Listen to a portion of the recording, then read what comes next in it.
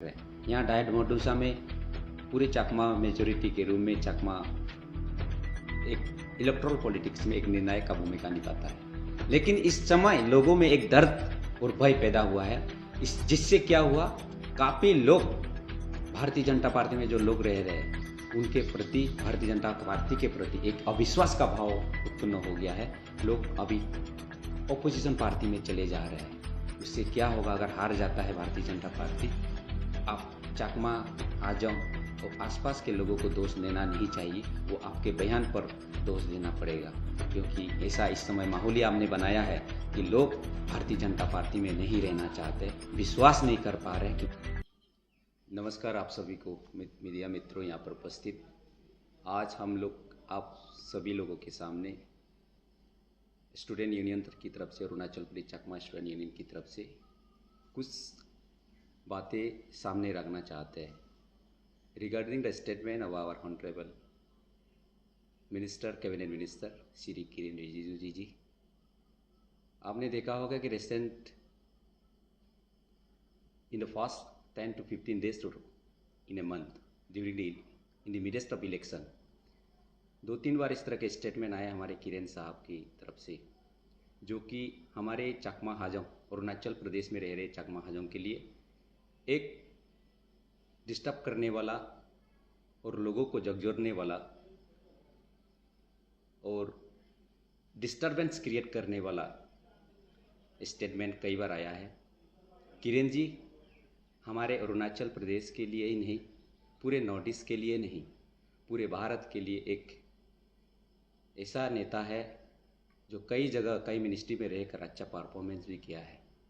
हमारी चकमा समाज की तरफ से और हाजोंग समाज की तरफ से, पूरे चकमा कम्युनिटी की तरफ से, केवल अरुणाचल में नहीं, चकमा केवल चाहे मिजोरम में हो, चाहे त्रिपुरा में हो, चाहे असम में हो और विश्व के कई कई कोने में हो, और हाजोंग कम्युनिटी चाहे अरुणाचल नहीं, असम नहीं, मेघालय नहीं, जहाँ जहाँ भी रह रहे, उनके प्रति, किरेन जी के प्रति बहुत बड़ा एक आदर और रिस्पेक्ट है।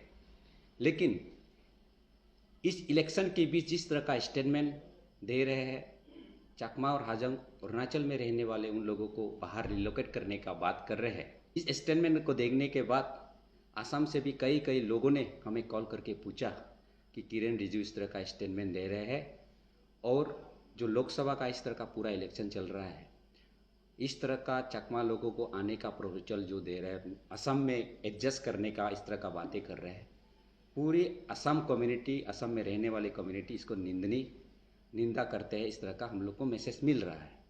उससे केवल किरण जी, चाहे वेस्टर्न पार्लियामेंट्री में शायद जो लोग इस इशू को समझते नहीं है, इस इशू के बेस पे वोट देते हैं, उनका दिल जीत सकते हैं, वोट बैंक उनका शायद कुछ मार्जिन से वो जीत भी सकते हैं।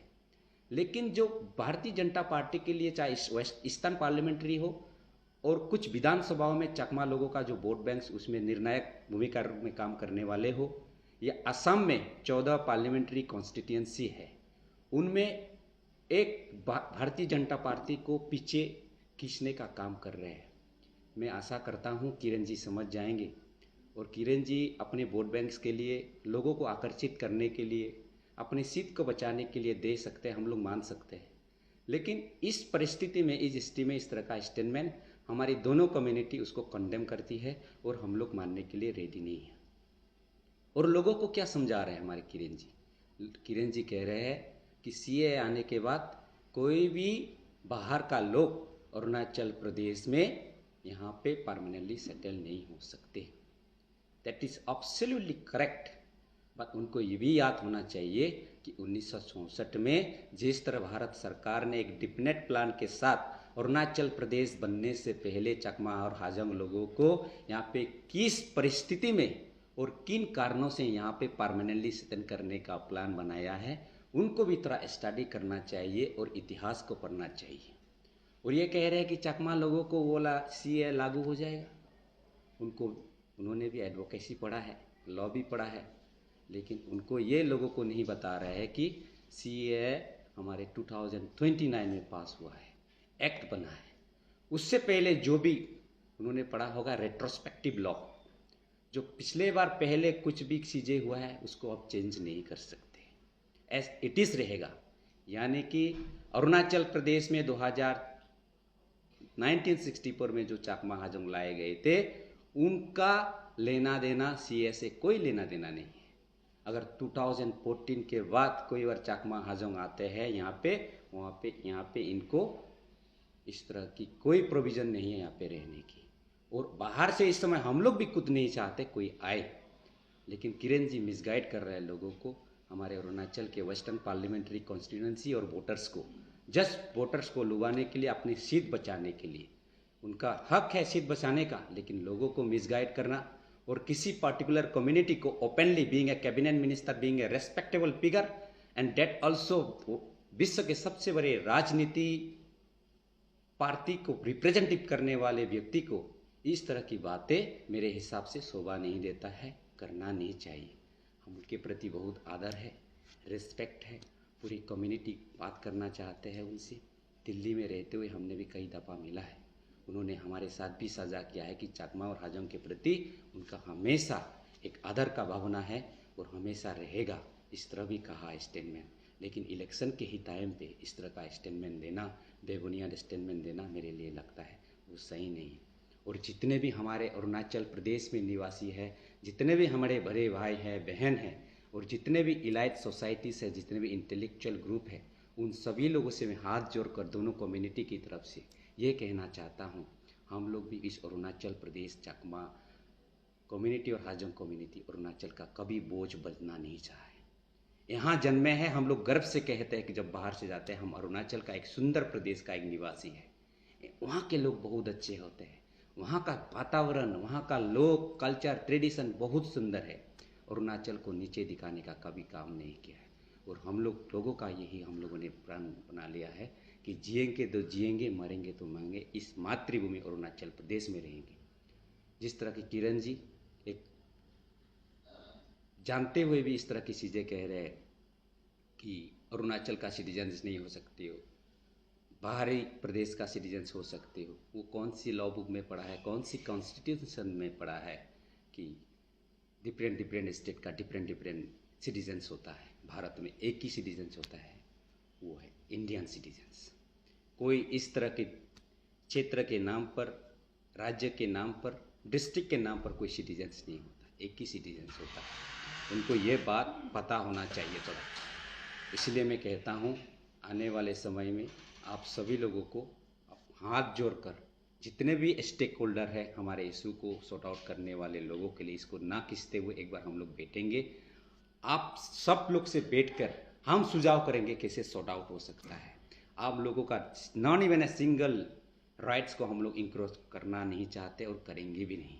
आप लोग के प्रति हम लोग के बहुत आदर की भावना है, रेस्पेक्ट है, उस रेस्पेक्ट को हम लोग कंटिन्यू करना चाहते हैं। इसलिए आप लोग से मैं यही प्रार्थना करता हूँ, एक बार सरकार बनने के बाद, चाहे भाजपा की सरकार बने, चाहे या दूसरे पार्टी की सरकार बने, कोई भी बने, प्रधानमंत्री के नेतृत्व में, अगर स्टेट में पेमा खांडू जी के नेतृत्व में सरकार बनते ही हमारे इशू के बारे में बात होना चाहिए। लोगों को गुमराह नहीं करना चाहिए लंबे समय तक। और किरण जी को मैं यही एक बार हाथ जोड़कर कहना चाहता हूँ, आप सभी लोग एक बहुत बड़े राजनीतिक पार्टी का प्रतिनिधित्व करते हैं, इसलिए आप आने वाले समय में इस तरह की बातों को थोड़ा मैच्योर लेवल पे देने से ठीक रहेगा, जिससे कि जो हमारी कम्युनिटी से, हमारे यूथ से, वो डिस्टर्ब ना हो। एक मुख्य धारा में एक अरुणाचल को एक साथ ले जाने का काम आने वाले समय में करें। हम किरण जी भी से ये कहना चाहते हैं कि नेशनलिस्ट पार्टी है भारतीय जनता पार्टी।